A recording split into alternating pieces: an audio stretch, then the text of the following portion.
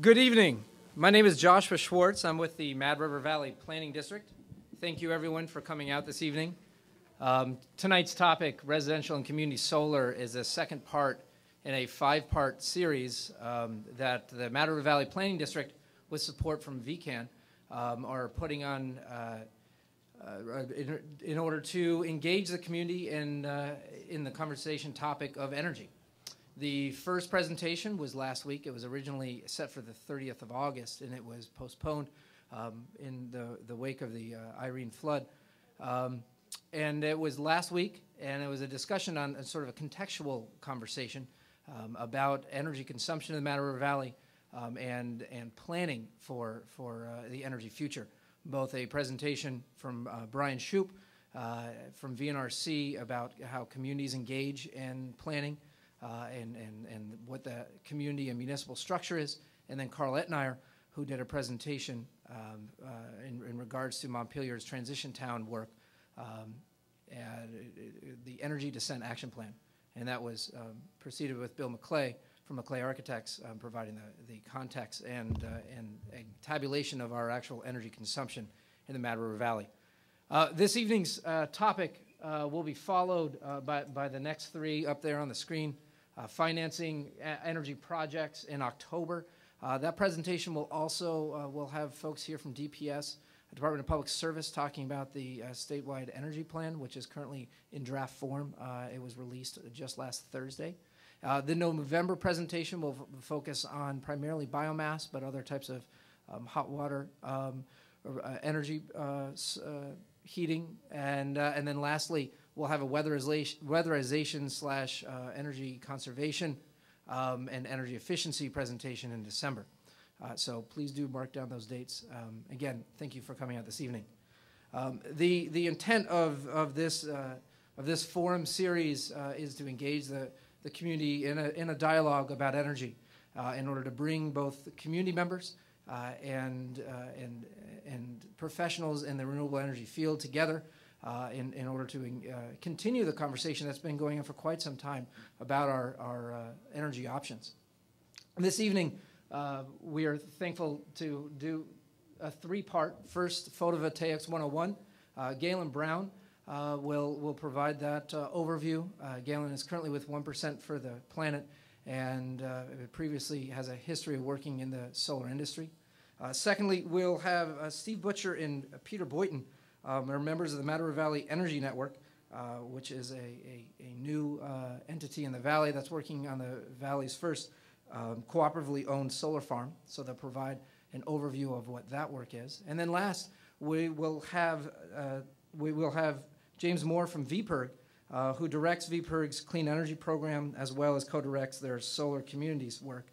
And he'll provide an overview of what that, specifically the solar communities program is, and how that may benefit the Mad River Valley. Each of these presentations will be about 15 to 20 minutes, and then at the conclusion of those, the panelists will be here up front and be available for about 15 minutes of questions. So without any further ado, we'll have Gaelan Brown. Thank you.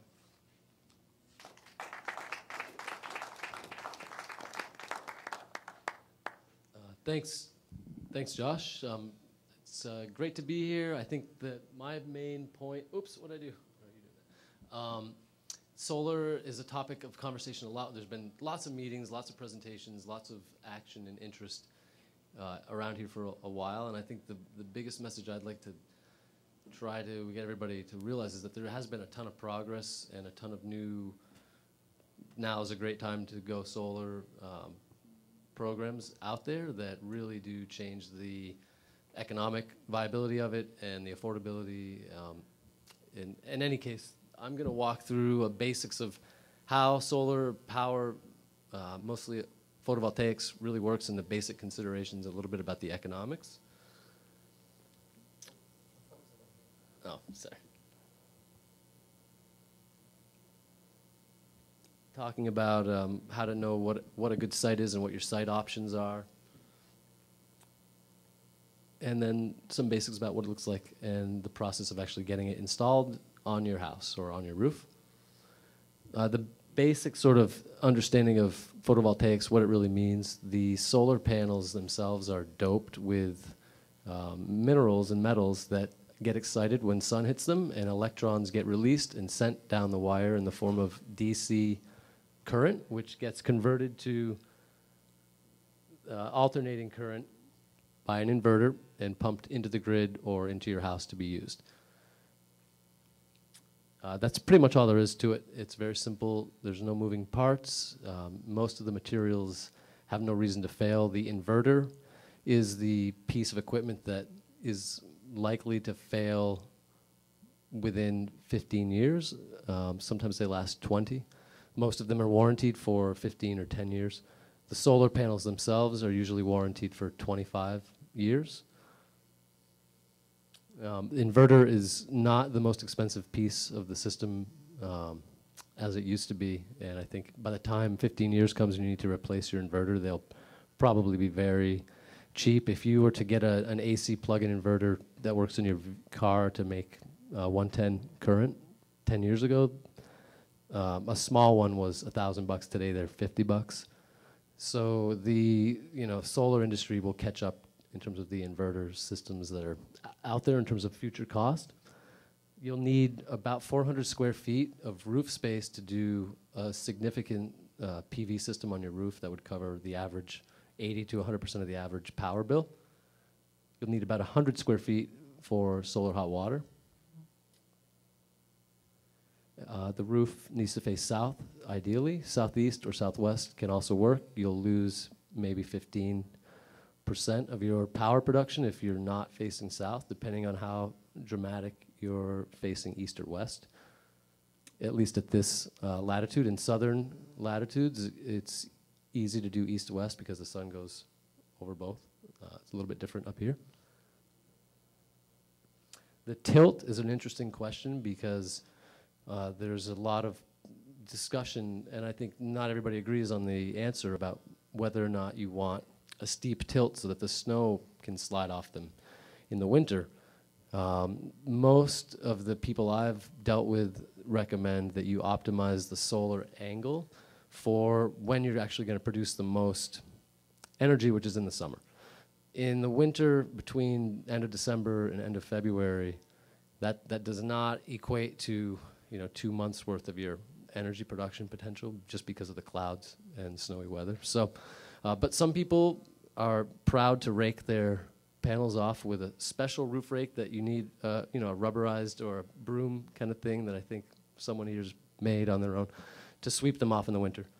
That if you don't do that, you'll lose maybe 8 to 10% of your total annual production at the most, in most cases. So anywhere between 10 and 50 degrees is a good tilt angle in Vermont, depending on what kind of roof you're dealing with or what kind of situation you've got. The biggest piece is to not have any shade on any part of the panels between 9 and 3, which is when you've got the most solar energy coming in. So the basic considerations about your home, how old is your roof is one question you need to think about right away. If you've only got 5 or 10 years left on your asphalt shingle roof, it's recommended that you replace those shingles as we put the panels up. It's up to you. It's probably going to cost a couple $1,000 10 years from now to take them off and put them back on to replace your roof at a later date. The biggest one's really shade from trees, usually around here, as well as just available space on the roof, dormers, things like that make it difficult. So there's a lot of people looking at ground mount, or the previous slide shows a scenario I actually like a lot. If you've got a south-facing gable end of a big building or any building where snowfall's not hitting that end, that's an ideal scenario, because to me, you can stack your wood on the underside of that, and you can make it a little shed, and if you want to rake them or sweep them, you can. Sorry. And again, a lot of ground-mounted systems are going up around here because we have the space. You can do a fixed ground mount, which is basically just a half of an A-frame type of structure underneath that holds them at an ideal angle. There's also systems where you can change the angle a couple times a year, depending on the winter, summer. And then there are what's known as tracking systems, where the panels will automatically turn either on one axis or on two axes. Like the trackers around here are all turning in two directions to move freely with the sun. Trackers are a great way to increase the amount of energy you produce. There's lots of options, and the all-earth local system here is definitely one of the most advanced dual-axis trackers out there. Some people recommend avoiding trackers because of the moving parts and the questions on the long-term cost, but there's definitely a huge advantage to the energy production with those systems. Sorry, one quick thing here.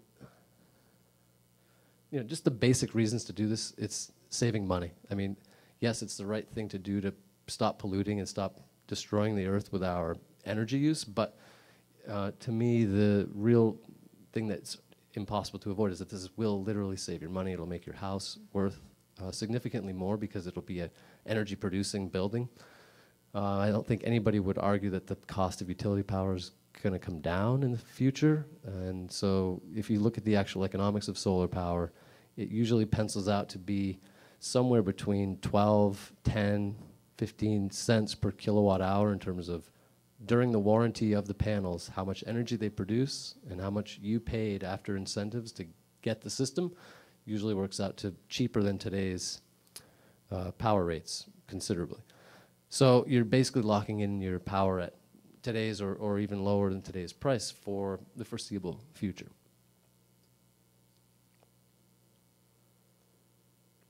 Just some comparisons. A relatively small, a mid-sized residential PV system, 3 kilowatts.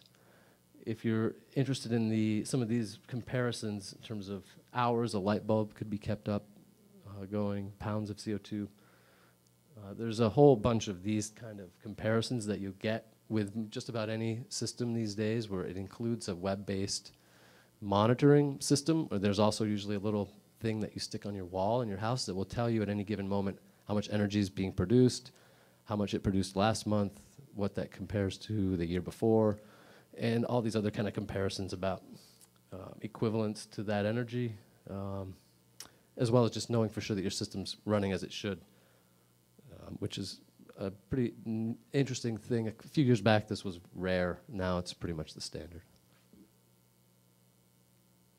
So there's a few ways to buy this, just like anything else. You can buy it cash, get a good home equity loan. There's some interesting financing options that I think James will talk about in the VPIRG program. If you can get a decent interest rate, it totally makes sense to borrow money to do this. If you do what's known as a power purchase agreement, which is an offering that All Sun, All Earth offers, where you're basically signing a contract to buy power at a good price that's locking in your rates, that's another way to go. You don't end up owning the system unless you buy it out later, but depending on the scenario, that can make tons of financial sense without a big upfront cost, or sometimes without any upfront cost. And the tax credits from the federal government are still valid. The state rebates have come down quite a bit, but the cost of solar panels has come down quicker than the state rebate has. So today, the dollars and cents pencil out better than it did a couple of years ago, even though the state rebate used to be $2.50 and now it's 75 cents. So that's another interesting thing where, a couple of years ago I was wondering, well, these incentives at the state level are running out and not necessarily going to be funded as well again. So now's the best time to do it. And it looks like today is just slightly better than it was a couple of years ago. So we're still in a good scenario. The quick example of the numbers for almost a 4 kilowatt system, which would probably provide about 70% of the average household annual power bill. It would be 16 panels. So picture a 4x4 matrix on your roof. They're each about 3 feet wide, 5 feet tall. This would produce about 4,600 kilowatt hours a year, which is about 400 a month on average. The price, if you're paying $550 per installed watt of capacity, which I think is about a reasonable expectation these days. It might be lower, it might be higher, depending on who you're dealing with.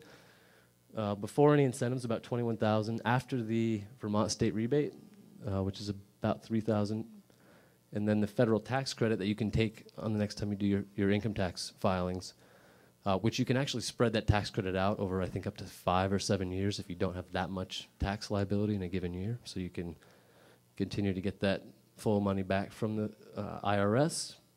And so your net cost is about $13,000 for this system. The power you should produce over the 25-year warranty of the panels would save you about $33,000 if utility power increases at about 4% per year, which is pretty much the going average. And so I think that's a reasonable expectation.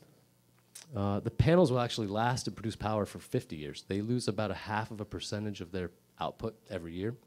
So the warranty guarantees that they'll still be producing a certain amount, usually 85% of their original rated capacity after 25 years. That's typically how the warranties work. When you do the math on your net cost and your total kilowatt hours produced, it works out to 12 cents in this scenario. This graphic really says a lot to me. The big circle is the annual amount of energy that hits the Earth from the sun. The small circle on the right is total global energy consumption today, annually. These other ones show reasonable and maybe optimistic reserves on the Earth of how much of these fuel sources we've got left.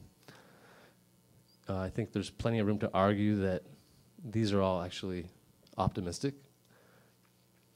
Total amount of fuel on the Earth in these categories.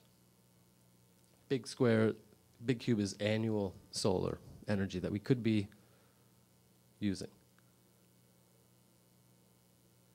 The other big one, especially here, is that solar power doesn't work in Vermont. We get too much snow, it's not sunny enough. You know, we've all kind of heard that. And you know, it used to be true in a sense that it cost so much and there were no incentives, so economically it didn't work. We actually get quite a bit more sun than any place in Germany, and Germany is producing the most solar energy of any country on the planet. And if you look at this map, you can see that we're actually, you know, just a little bit less than Atlanta, Georgia, or some places in the, you know, pretty far south that you'd think would be producing a lot more energy than it's maybe 10 or 15% more if you're in one of those southern locations. Just a few things to expect. You know, again, there's no moving parts. The inverter usually is warranted for 15 years, sometimes 10. That's the only weak link. If it works in most cases. If the roof installation is not done right, the leak will be pretty much evident right away, and that's very rare these days. I think that there's probably been 2 or 3 leaky installations on the 400 installations on Vermont properties. 10-year installation warranty basically means, and that's usually what you'll get, is from the installer, who will say if there's any problem with bolts being tight or connections of the wiring or any of the systems not working right, they'll fix it. But again, any issues that you might have would usually come up right away. But that would cover if your roof leaked. And you can also get an attachment basically to your homeowner's insurance that would cover it. Most of the panels are warranted against hail up to golf ball size without your homeowner's insurance having to cover it. The process of doing this is basically usually a phone call with the installer. They collect some information about your power usage, talk about budget, give you a sense of the economics that we basically walked through. Find out if they can look at your roof from a satellite image and see if there's shade or structure issues. And then they'll come out and spend an hour or two, usually, actually measuring with some gadgets that track the path of the sun through the year, how much energy you could produce on your roof. And, you know, usually on the installation step projects is usually a day or 2, 3, if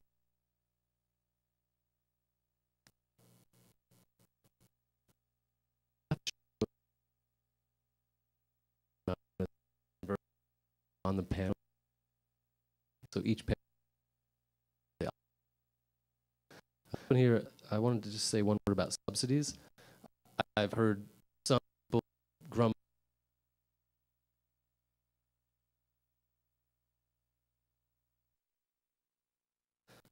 So it's old, but still basically the same scenario in terms of fuels, oil wars, renewable energy.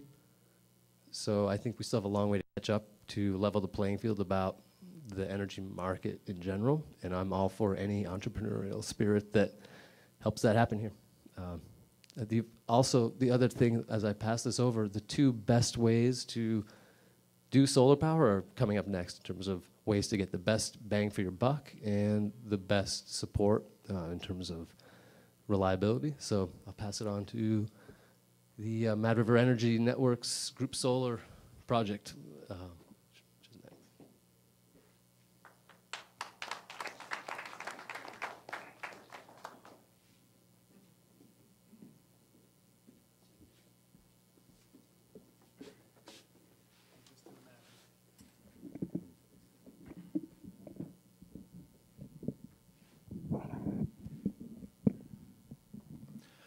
Hi, my name is Peter Boynton. I'll start off just by giving a little history of how this group formed. It's an ongoing project composed of individuals here in the Mad River Valley. There's basically 7 core members, and 6 of the 7 are here tonight in this room. So we're talking to the church here a little bit. About a year ago, I think a lot of the interest in the Valley here about renewable energy and options for renewable energy and choices we have to make, the dialogue really ramped up as kind of an unexpected result of the Citizens Energy proposal for industrial scale turbines here in the Valley. I think one of the best golden lining aspects of that proposal was it got people talking about, if we don't want that, what do we want? And a couple groups I was involved with had very much those specific discussions, and I started researching a little bit and found a group in Carbondale, Colorado called Clean Energy Collective. And basically what they do is facilitate the work of different groups around the country to develop group net metering solar projects. That's their main work. Most of them are developer-styled projects. They're either done by a town or a school or a developer in an area.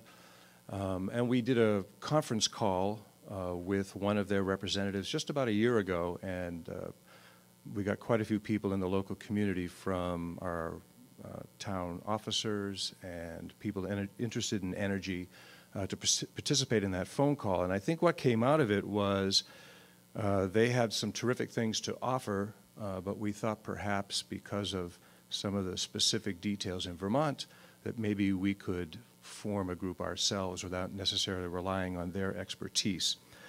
So there was a core group that kind of came out of that. Myself, Steve Butcher, who's here, is a Warren town member, Gaelan, who just spoke, Adam Gresham, who was very useful and helpful to us being a member of our Vermont legislature, Charlie Hosford, who's one of our Waitsfield selectmen, Bill McClay, and Robin Morris. And we've been meeting informally for a little over a year. There were many other people as a result of that conference call that were interested in the idea of a solar farm project here in the Valley. Some did or did not have time that they could offer to the project, and have continued to offer support and let a smaller group see if we can do the heavy lifting on the idea.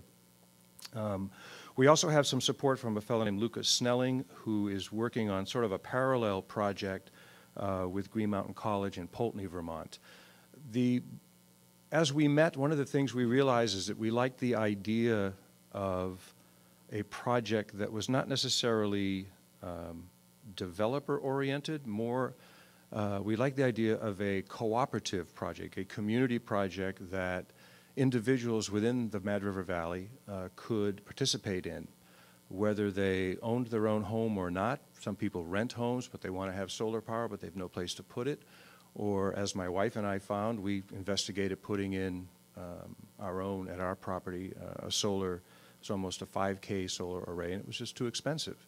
However, if we could do a fractional part of that kind of work in a community project, that would be of a lot of interest to us.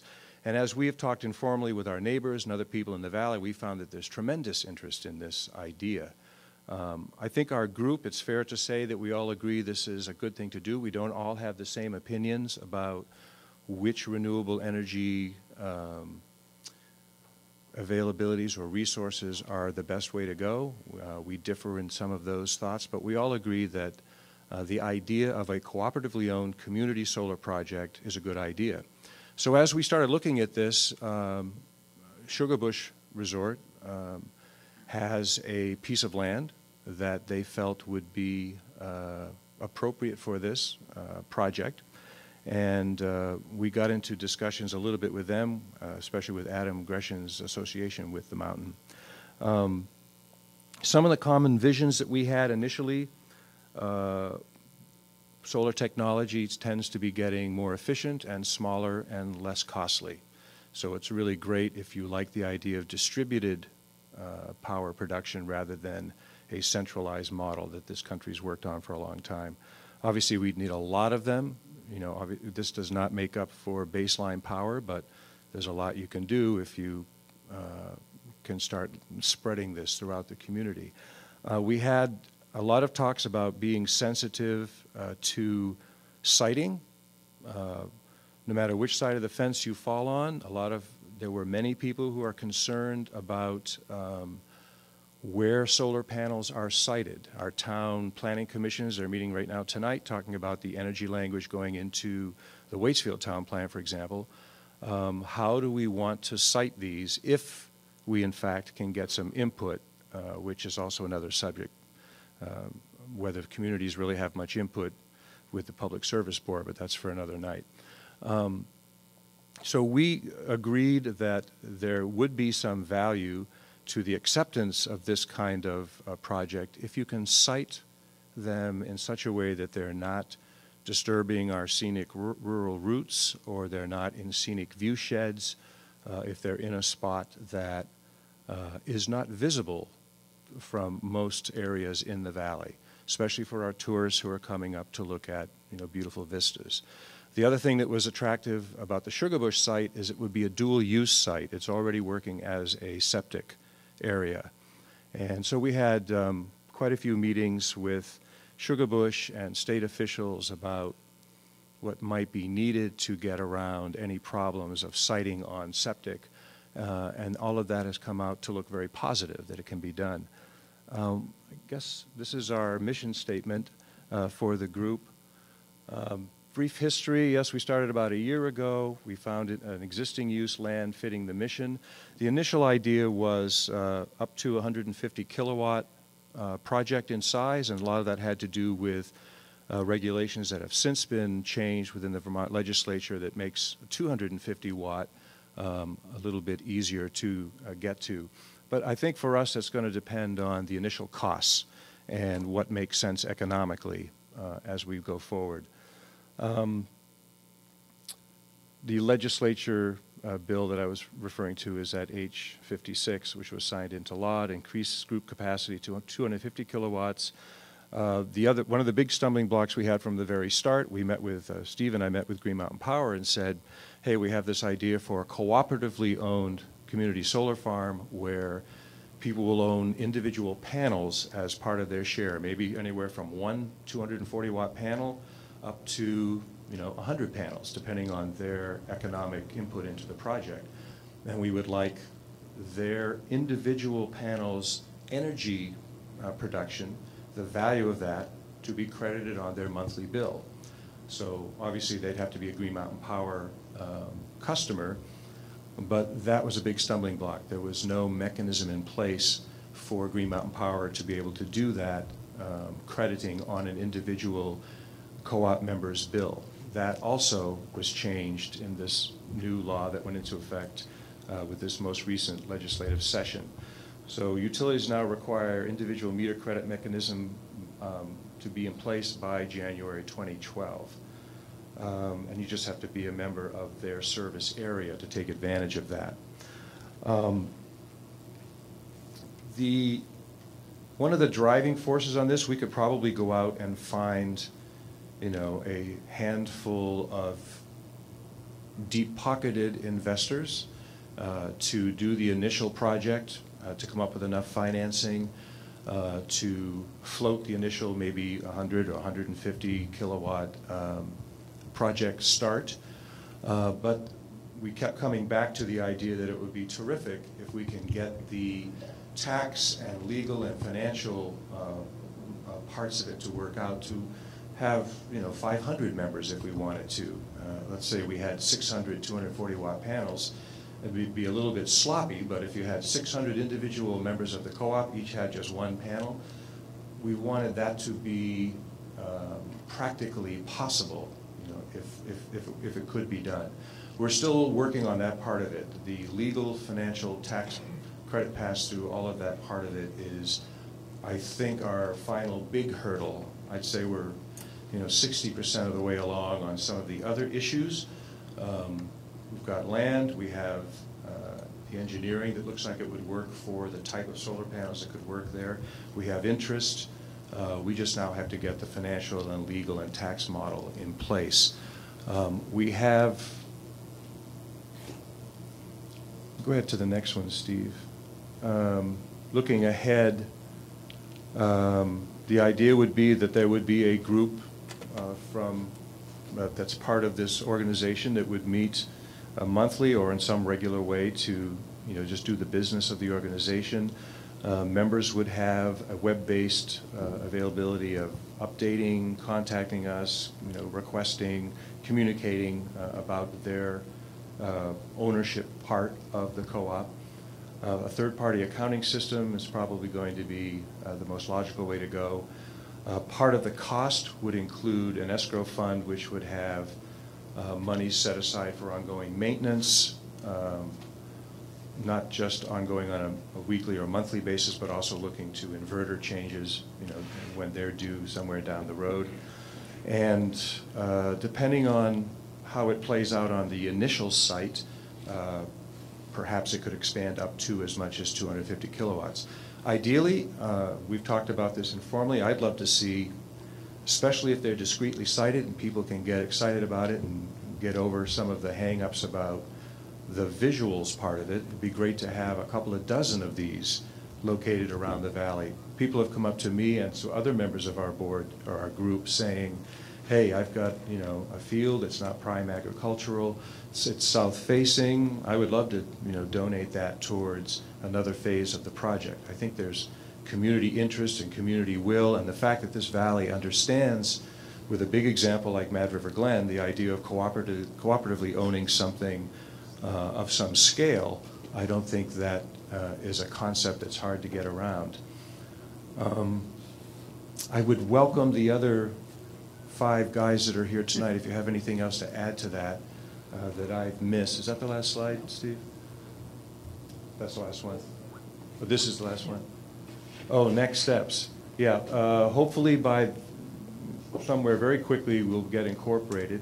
We're one of the projects of the Community Development and Applied Economics student project from UVM. We'll be working with a group of their students, and they will be going out into the community to educate them about the project and survey our Mad River Valley area residents about their interest in this kind of a project. We have to develop specifics about a long-term lease on our initial site. That has to come along, and then we would get to the nuts and bolts on the financials for the actual equipment. In an ideal world, we're looking at installation starting sometime next summer to get the project up and going. That's basically it with an overview. The thing that's great about the particular group of guys that have been meeting, we've got some specific, industry-specific knowledge with Gaelan. We've got organizational skills from a few of the guys. Bill McClay's been very involved with his own work within renewable energy and efficiency and solar. Robin is pretty great with looking at models financially. The group is an interesting group of folks that have brought, their expertise to this project. I think at some point we're going to have to figure out how we, you finally get to a point where you have to have some resources, especially when you start doing legal work at $200 an hour. And that's going to be our final hurdle, I think, to get the tax and financial and legal and credit model in place. That's something that's got to be done by legal professionals, and I think that will be our next bigger hurdle, to figure out how that's going to be funded. I think that's pretty much it till we get to the question and answer. Okay, so I'll turn it over to James. Thanks.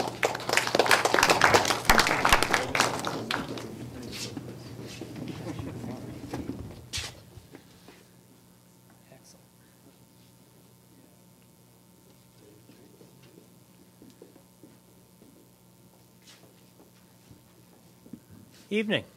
How are you? Good. Good. As Peter mentioned, my name is James Moore. I'm the Clean Energy Program Director at VPIRG. And I also co-direct our solar communities work, which is mostly what I'm going to focus on tonight. I want to start by thanking Joshua and the Planning District for putting this on. It's fantastic to see you all out here tonight.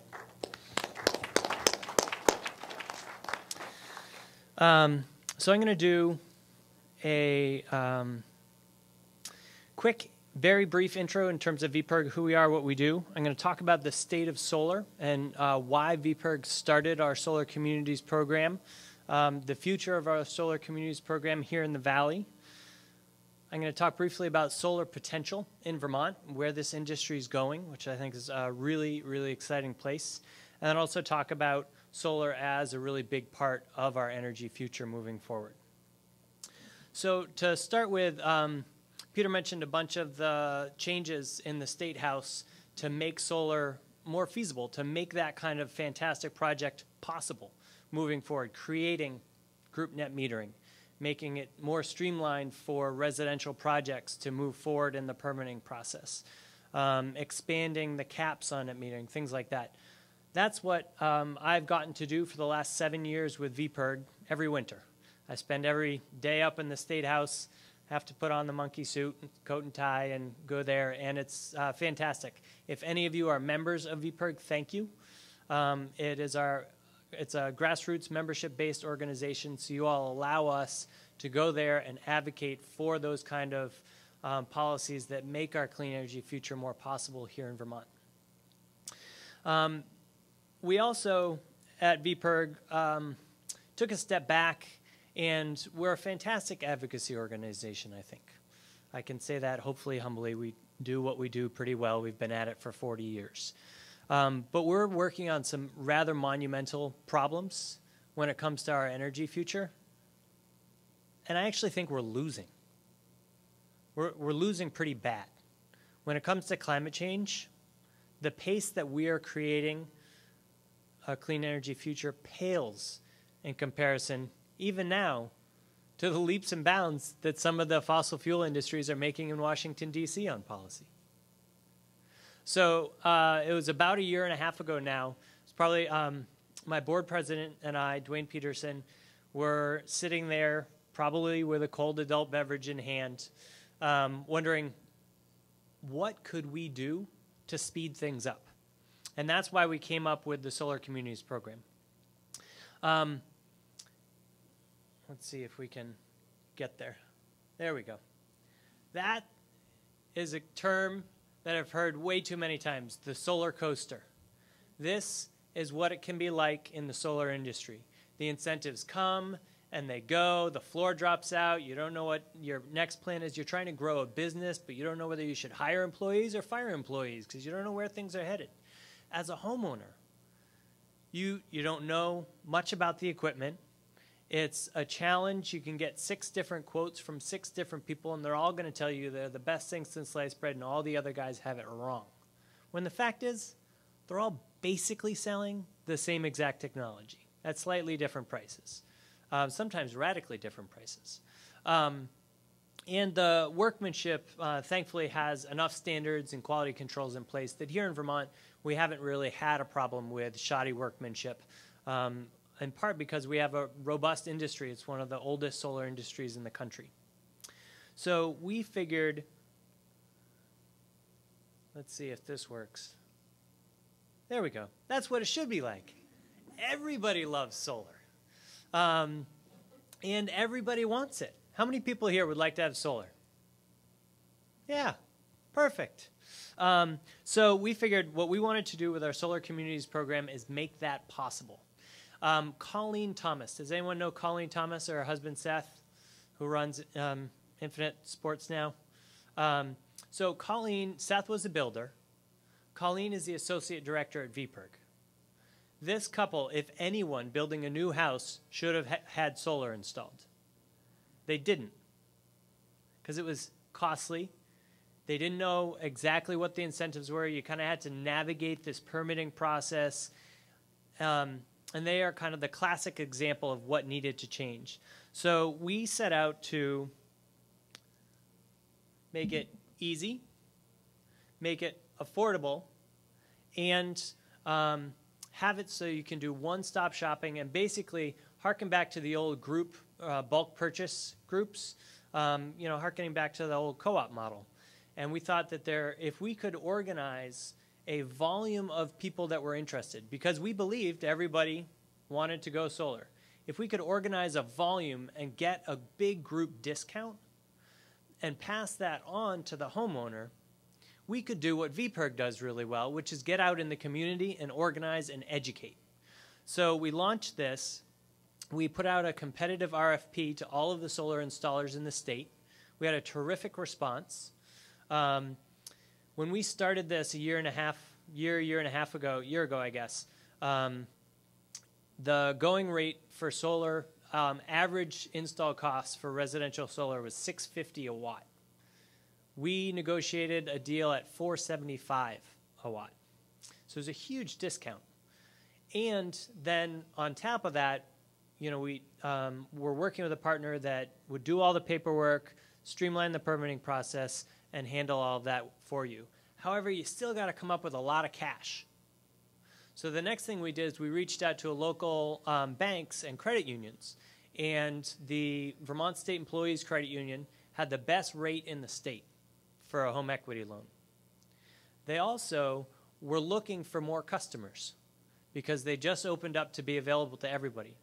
So we partnered with them, and they gave us a discounted solar rate. So for anybody going solar, you get a half point off their already best in the state rate, and they'd eat all of the closing costs for you.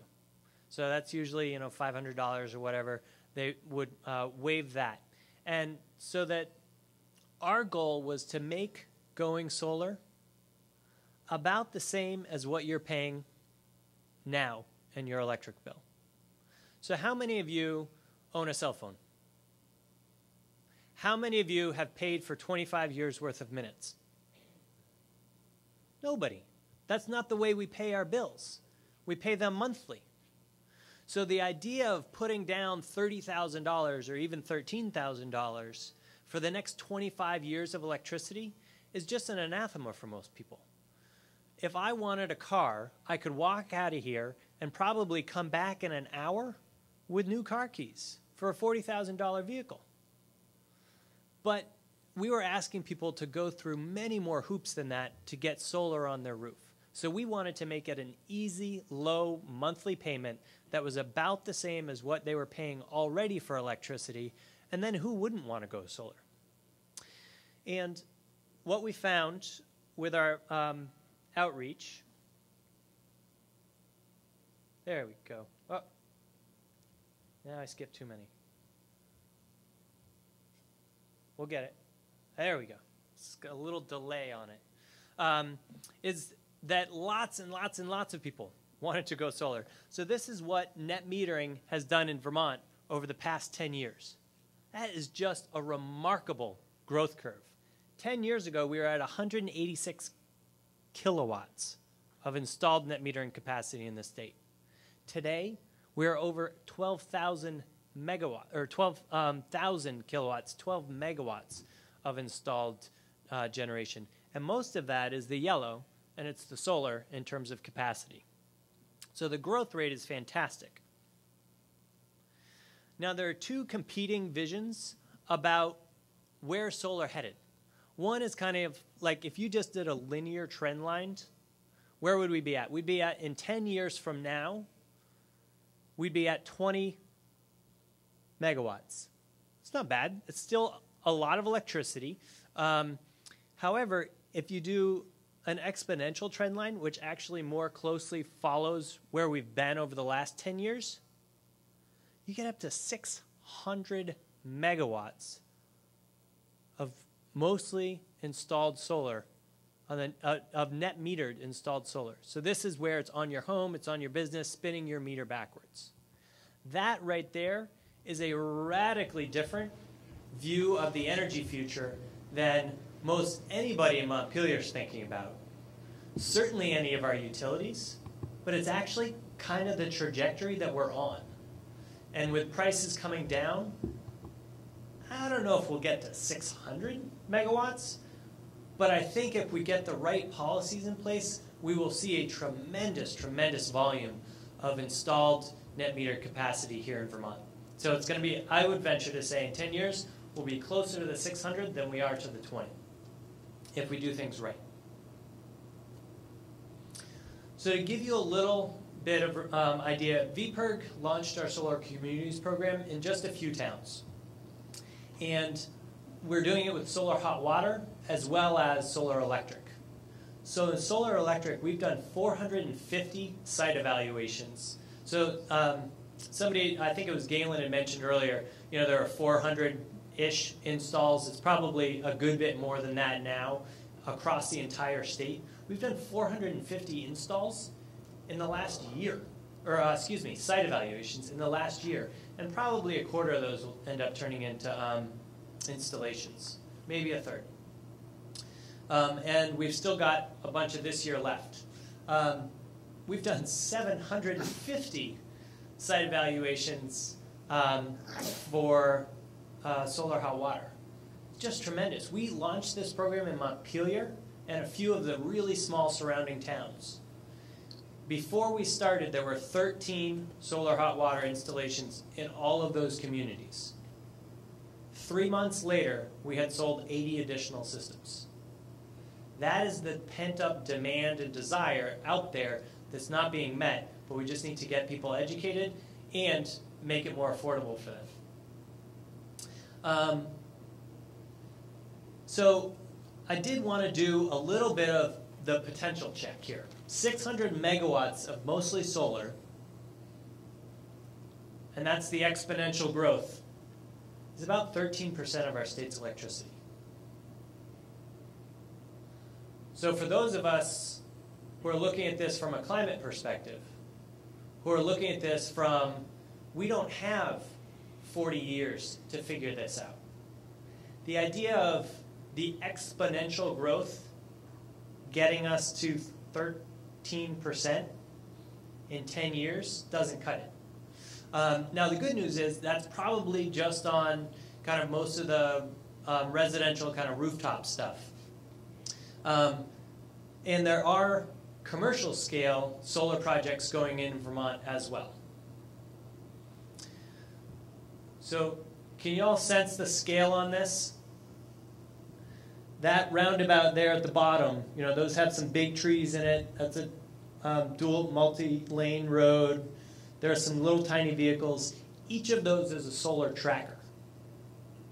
That's the largest installation in the state. That's a 2.2 megawatt installation in South Burlington. You can kind of see a church steeple there in the background. Massive. I don't know what the acreage is. That's a good question. A lot. We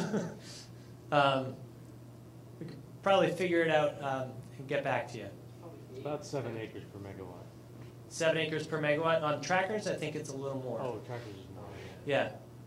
So this is, I'd venture, probably, what, 20 acres? Something like that? 23. There we go. The man with the numbers. We'll believe him.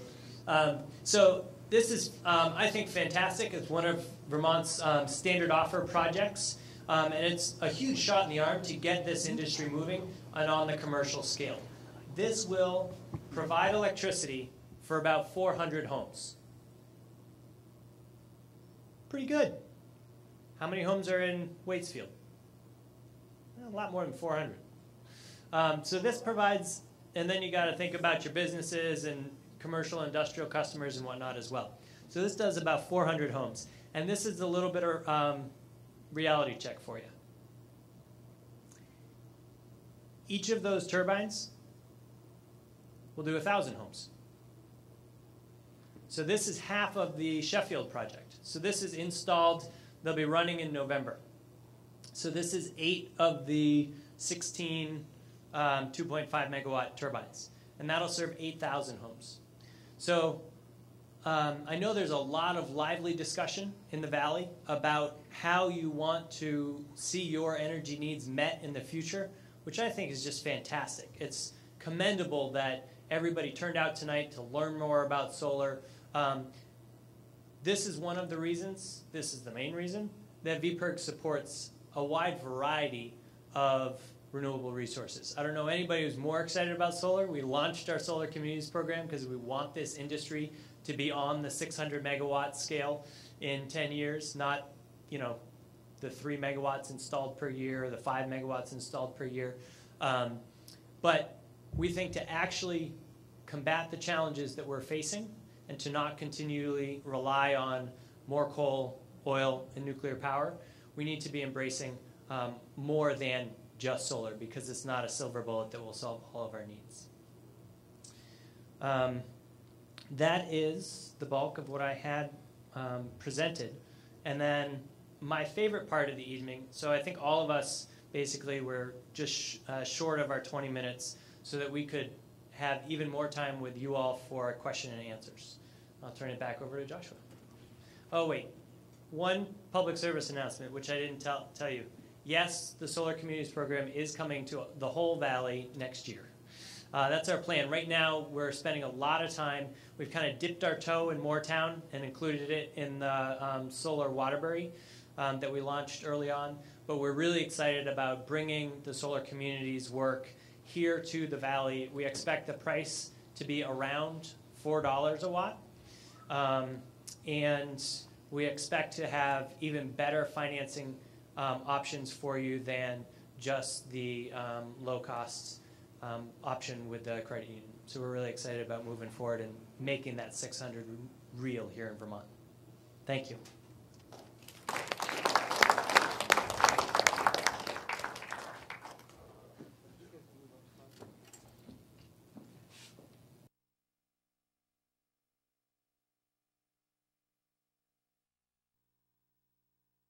And then ask your question. Yes, Charlie, are you going to stand up? Can I just shout from here? You can shout from the seat. A question for James. Do you have any pushback from private solar installers regarding, you know, essentially the low, you know, cost per watt that you're doing? Yeah. So did everyone hear that? The question was, has VPIRG had any pushback from folks in this other smaller providers that were not working with solar industry providers regarding the cost that we're offering? You know, basically the big discount. And we've had a mixed response. There are a number of businesses that responded to the RFP that we put out there in basically the price range that we're offering. So we felt pretty comfortable, you know, they weren't undercutting, you know, making it unprofitable. And the good news is a number of solar installers have actually then put out there and tried to match the VPIRG discount and are doing that and are selling into the community. So we're doing a lot of the organizing on the ground and educating. And then the company that we're working with is getting a lot of business, but it's also been something that's, you know, just raised awareness so that other installers are also getting some of the business from that. There have been some installers who have been angry that we are engaged in the, they've been doing what I classify as Mercedes quality and Mercedes price projects for a long time. And that's the way it's worked out really well for them. The problem is that doesn't cut it for most Vermonters. And we need solar to be available for most Vermonters. It was interesting, we were talking with a woman at a financial institution not so long ago. And VPIRG is a nonprofit group. We're out there because we want more solar to happen. That's why we got into this. We thought it could really move the industry forward and in a big way. And we've seen that just in the numbers that we're working with. And but we have some guilt about the last thing we want to do is anger some of what I view as our people. It's like the folks that have been doing solar for a long time. And the woman at the bank said, you know what? They never had me as a customer. They didn't lose me as a customer because they never had me at the prices and the way that they were running their business. You might have me as a customer because you've arranged the financing for me, you've made this really easy, and you brought the price down to something that I can handle on a monthly basis. So that, it's an internal conflict. However, organizationally, VPIRG, to take this across the entire state, we don't think it's right for VPIRG to do that. So we are looking at other options next year that will allow it to go really big, but not probably within VPIRG. So we are looking at ways of doing that moving forward. Great. Yes, there. Peter, I noticed on your slide you had a couple of items. One was a maintenance item, which, unless it's a tracking system that you're talking about, and I don't think it is, there is no maintenance system. What are the items? I just couldn't hear you. Yeah, and I do want to encourage people to use the microphone, both so the audience and everyone can hear, but also so it's picked up on the recording. Just following Charlie's example. Peter, you had a maintenance item on there, and unless you have trackers, what's the maintenance, number one? Number two, is this something that's never been done in the state? I don't think so. So why do you need all these lawyer costs? And number three, I think Green Mountain Power, which you would be on, most likely, does the apportionment of the cost to each individual. They do it for you. So to start backwards, now they are. Use the microphone? Okay. Thank you. To go backwards on your questions, so now they have to, Green Mountain Power, through legislative statute, they have to make that service or option available. Steve and I sat, and we're Steve Butcher, we sat and met with them last year, and they were not in any way set up to do it. They were interested in trying to help us with that, and I think they knew this discussion was coming along in the legislature to make it a requirement, but it was not in place. So they were not. That's where Clean Energy Collective is very attractive to many people around the country, because they have proprietary software that does all of that work that now the utility is being asked to do. When Steve and I met with them, Green Mountain Power is in the process of redoing their whole accounting and billing software, so they thought, well, this is something we'll be adding to that. Escrow would be covering things like inverters down the road do have to be replaced. Someone's out in the solar farm, maybe weed whacking, or maybe doing ongoing maintenance. There are things, Gaelan can maybe answer this better. We've got a bunch of us here. What sort of maintenance?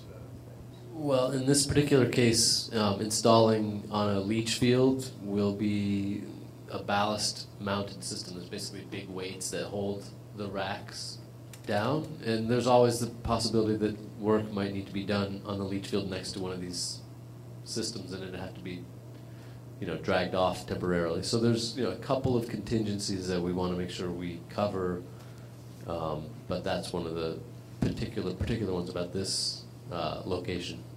But we haven't figured out how much escrow fund percentage, if it's 1% or 2%, or how we build money into a reserve fund for any of those kind of things. What about the lawyers? Well, there's actually, the group net metering in Vermont so far is almost every case a couple of homeowners that just shake hands and figure it out, or a farm that has a couple locations that all go through one meter. There has not been a real group net metering system like we're talking about done in Vermont yet, and really there's probably less than a dozen in the country that have been done in this scenario. Other questions? I have a couple of questions. Number one, on group metering. What's the count in Vermont for the number of actual individual group meters? So was the question how many folks have entered into group net metering projects? How many individual group meters are there? I assume that we go into a group meter and you're going through a single meter? Or No, the way that group net metering works is actually easier than that, thank goodness. It's basically that system, it's a virtual group. You're not actually, all the meters aren't actually connected up. The solar system will have one meter on it, and then beyond that, you can have as many accounts connected to that so long as they're in the same utility area.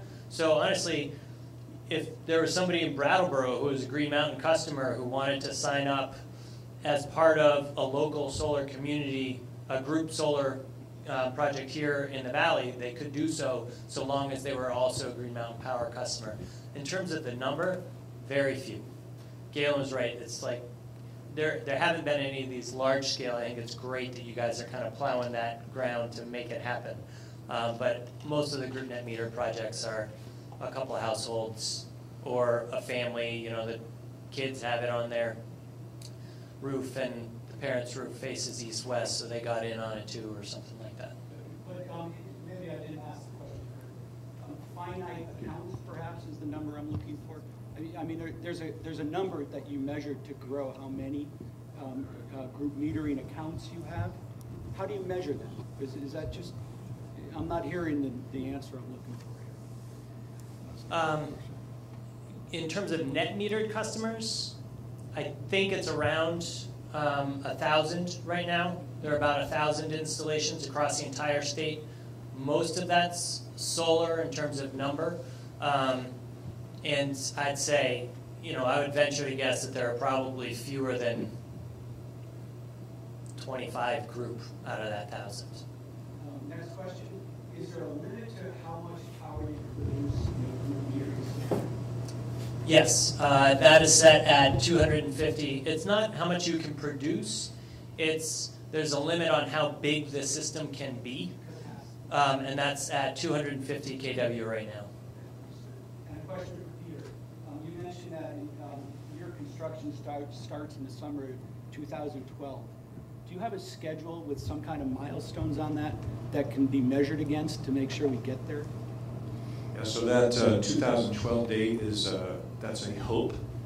There's nothing. We are not on a rigid schedule of any sort. We actually, as a group, probably I would be honest in saying we go in fits and starts a little bit because we all have lives and businesses, and it's just a volunteer group. But that would be a goal. A lot went into place this year when the Vermont legislature, as James was saying, changed some of the group net metering laws. A lot of those, especially the one with the utility being able to parse out the credits, that went a long way to helping solve some of our problems and putting the model together. And I think it's also worth mentioning, you were asking about the limit for an individual, which is 250 kilowatt. There's also a limit, for example, Gaelan, help me with this. For example, you can't, let's say your own personal, let's say you want to get involved in the cooperative community farm in your valley. And let's say your electric bill is $1,000 a year. That's your average bill to Green Mountain Power. If you buy enough panels to offset that by $1,500, you're not going to get that extra $500. So, Get some of it. do you get some of it? You'll get some of it because we also changed the law this past year so that you're allowed to offset the other portions of your bill. So the taxes on your bill, the customer charge on your bill, and so out of that $1,000, $10 a month is your customer charge. So that's $120 of the year. So, but net metering is designed to roll your meter back and net out your use. If you wanted to become a power producer, well, you're more than welcome to do so, but you sell at the wholesale rate, not at the retail rate. So net metering is designed as an incentive to, and it is an incentive. It's a fantastic one, but we should recognize that if everybody net metered and everybody was getting paid the retail rate, the whole system would collapse. So it is a fantastic incentive to get the industry going, but it's not meant to create mini wholesale power producers all over this state. I'd like to point out that if everybody net metered, we wouldn't need the system. So nothing would collapse. Well, and I don't want to argue too much about this, but the fact is, we wouldn't need the system if everybody had, lead-acid batteries in their basement.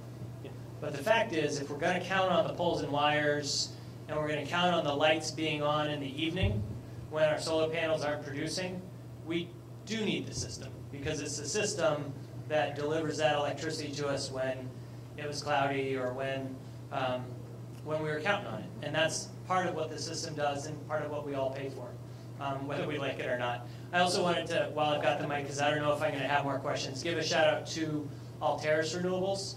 They have an office here in the Valley, and it is the company that we're working with on the Solar Communities project so far here in Vermont, on the PV side.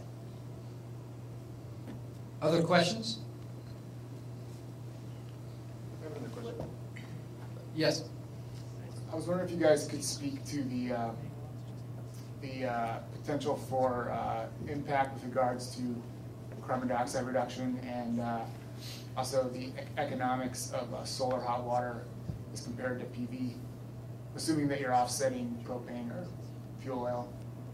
Yeah, I'll address that, and I don't know if Gaelan wants to jump in. We took a hard look at that when, because we started with just PV and then we quickly expanded to do solar hot water offering as well. I think there's a myth out there. It used to be that the economics of solar hot water were hands down better than PV. It's just not the case anymore. They're about the same.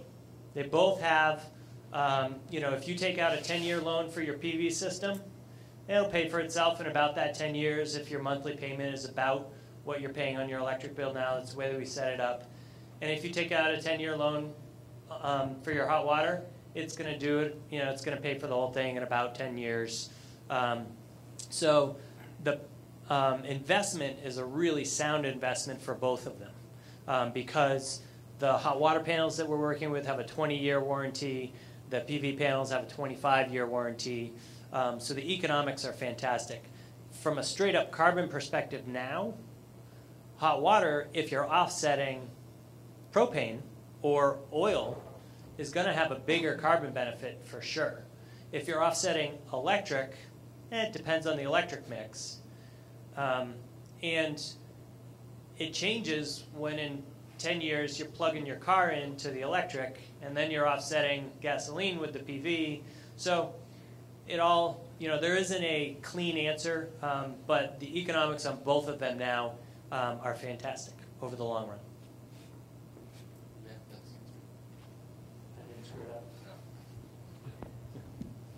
Peter and Gaelan, do you know yet whether your project is coming in financially comparable to what James pointed out, like the $4 or $4.50 per watt? We haven't asked for any. Proposals from anyone yet.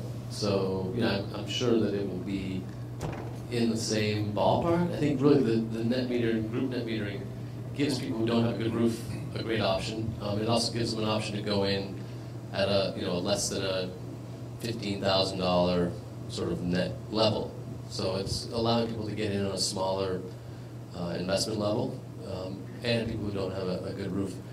I'm still, personally, I have almost a good roof. I'd have to cut a bunch of trees down, so I'd rather not put holes in my roof and do this group project, so that's why I've been waiting. But in terms of the amazing cost compare between the VPIRG program and this, it's truly an amazing, unique opportunity. I mean, the solar group program that these guys are doing has been done in other states, but I've never seen it get such a dramatic price advantage to the end users. It's usually an advantage, but VPIRG's done a phenomenal job of really getting the local installers to come up to the plate with that. And they're basically doing the sales and marketing for the installers, so it actually works out for the installers too. They're getting a whole bunch of new business they would not have gotten without having to go out and do all the heavy lifting. So I think both paths are probably going to look similar financially. It'll just be a question of your site and how large of a system you want, and is your roof suitable, and maybe you'll do solar hot water on your roof, which you can't do remotely, and do the PV with our group project, or a little bit of both. But I think it's truly amazing that we're about to have both of these opportunities right here. I feel great about all the years of talking and stuff we've been doing, all this stuff, because it feels like we're finally there. Do you think your project is still financially feasible if you had to pay market value for the land? Definitely not. Okay. And lastly, I was curious if you could say anything about panels that I've heard about that actually replace the roof instead of get mounted on top of the roof. And where you're starting to see that now is kind of these solar shingles. And I think in 10 years, and perhaps Bill would actually be a better person to answer that in terms of what's coming down the pipe architecturally in this industry. But it is really exciting, like the building science and the investment. So in 20 years, if you've got a good south-facing roof, I think there's a really good chance you'll be putting solar shingles on it. Right now, it's not what you're going to do. It's really expensive. But the fact that there are companies out there doing the R&D and actually doing commercial production, so for some parts of the country, it makes a lot of sense. It's around the corner. It's just how long is that corner? Nobody really knows. But it is really exciting. You might mention there is an appeal and stick, standing seam metal. Yeah. So one of the options that's out there now is thin film. And some of that is literally peel and stick, so you can like roll it out in between the seams of the standing seam roof, and it sticks there and it produces. They historically have produced at a much lower efficiency level than the panel modules on the silicon modules. But even on the thin film, you're starting to see efficiency levels come up significantly. And the benefit there of the thin film is the manufacturing cost is just so much lower. You can just crank it out in these huge rolls rather than growing these silicon ingots and then putting them on a panel. So, where are we going to be in 15 years? That's why I'm hopeful that we'll actually see that 600 number become real rather than the 20 number. But even then, I think you're looking at there is a bit of a growth curve and some costs to still come down. The other piece is you've heard some people. Ben Luce came in and gave a presentation to the state legislators saying, it's going to be $1 a watt and blah. Well, that's the panel price. But you got to install this stuff, and you got to sell it, and you got to market it, and copper wire. So, lo and behold, yes, prices are coming down. We're actually nearing $1 a watt now for the panels, but there's a lot else that goes in. It's like you talk about a natural gas plant. Well, natural gas is part of that cost. But you actually have to build the whole plant and run it and put employees. So to just reference the cost of the gas doesn't tell the whole picture.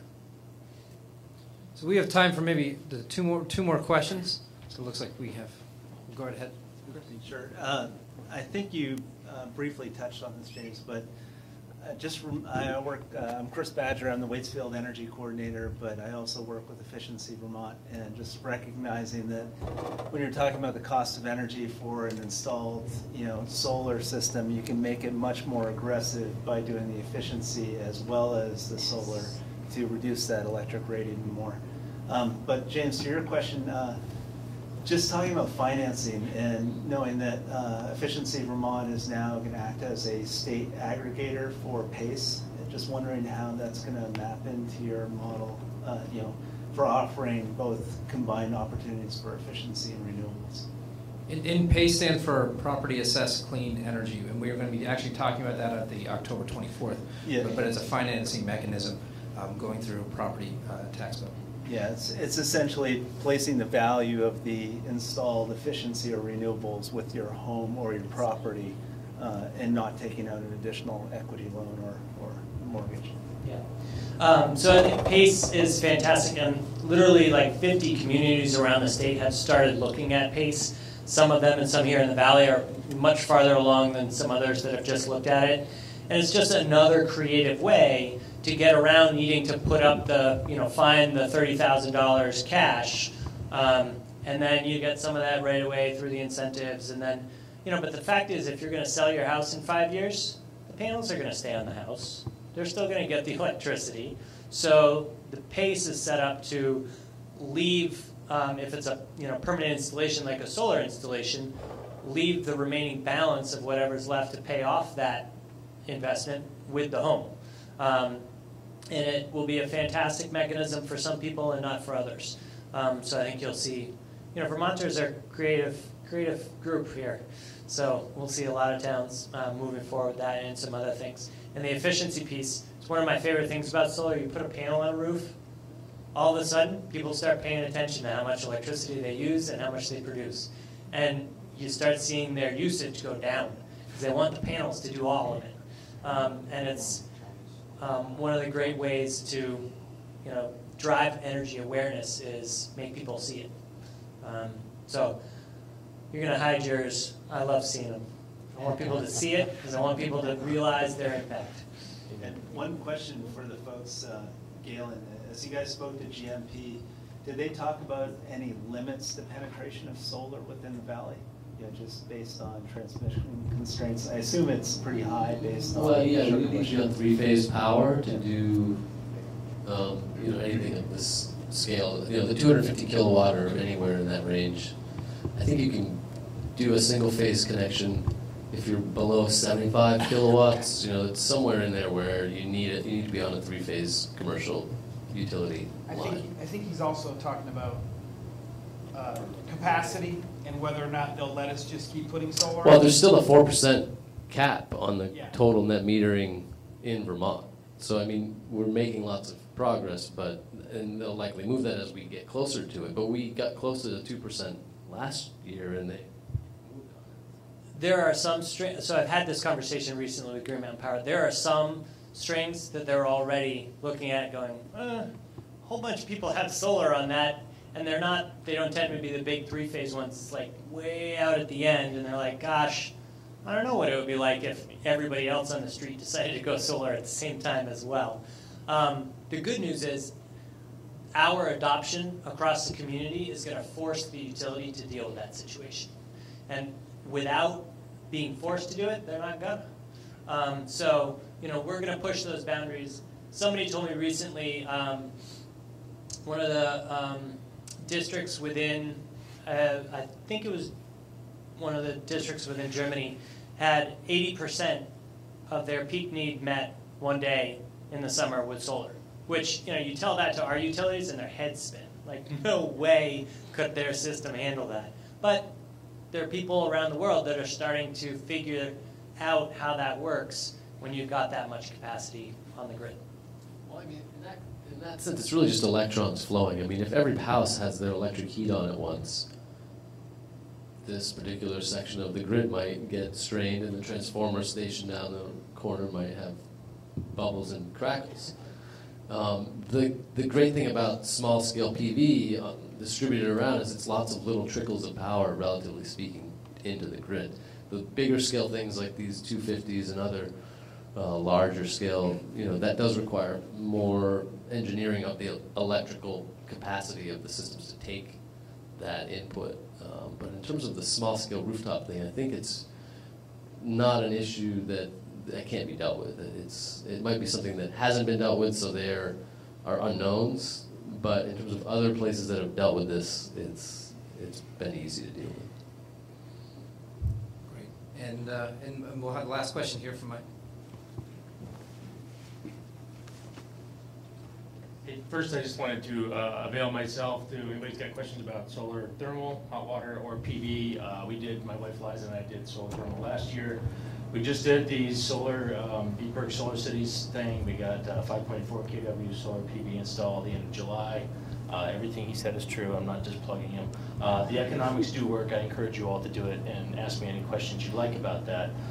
With regard also to solar thermal, looking at the cost benefit based on what you're offsetting, whether it's propane or electricity or whatever, I'd like to make a little announcement that the Renewable Energy Atlas of Vermont, which is vtenergyatlas.com, is going to be coming out with some new functionality in early October that'll address that. And then finally, I'd like to ask a question about, I think it's the H56, the House Bill 56, Peter, that you mentioned, I think became Act 47 in its final passage, that dealt with the 250 kW limit and all these other things. And maybe James or Gaelan, you could talk about also that they set the price, I think, at 20 cents per kilowatt hour for solar, which changes the economics and helps facilitate that.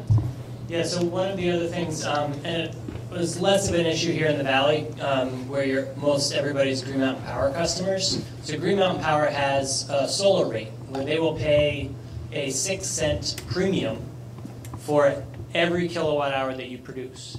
And they do this in large part because they did the math a while ago, and it was well worth it for them. Or actually, I shouldn't say well worth it, because they're regretting.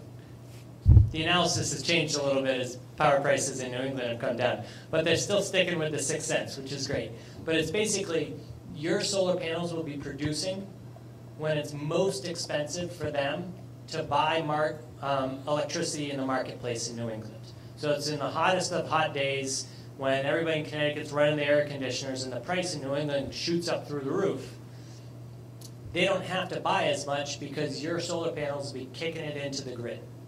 And so they said, given that, we're going to do a 6-cent premium for everybody. All of the other utilities were kind of dragging their feet on that one. Some of them because their economics were just different, and some of them just because they didn't want to provide the incentive for solar. So the legislature required all of the utilities in Vermont to offer a premium that brings their electricity price up to 20 cents. So for Green Mountain Power, they were at 14. They had a 6-cent premium. They're at 20. If Central Vermont Public Service, their rate was 15 cents, then they're going to be required to provide a 5-cent premium to bring their price up to 20. And you get that 5-cent premium for 10 years for every kilowatt hour that your system produces. So it makes the finances work a little bit better. And the last public service announcement about solar thermal, so for hot water versus PV, is the solar thermal panels are a lot more forgiving on where exactly you put them. So you don't have to be facing exactly south. You have a much bigger plus or minus. The roof angle doesn't matter quite as much because there isn't a chemical reaction. You're just heating up a little box. It's pretty simple stuff with some sort of heat collector and glycol running through it in all likelihood. So, for example, my wife and I didn't have a good place for solar PV, but a marginal place where we could do a couple of solar hot water panels. So in some cases, one roof on your house would be good for solar hot water, and another might be where you want to put your PV. Great. So I want to thank everyone for coming out this evening. I found this to be really beneficial. I hope you all did as well. The next event is October 24th, where we're going to be talking about financing energy projects. We will have a conversation about the PACE program that was mentioned a few moments ago. We will also have a conversation about the statewide energy plan. So that'll be happening on October 24th. We'll also have biomass and hot water on November 15th, and then energy efficiency, conservation, and weatherization in December on the 13th. And one last plug, I mean, as was mentioned before, we talk about technology, we talk about the opportunities. The most bang for the buck is conservation and weatherization, which is where we're going to end here. So many thanks to the Big Picture Theater for making the space available to us. Please eat some of the food that's in the back that's been paid for through the VCAN grant that paid for this evening. And thank you all very much. And thank you, John.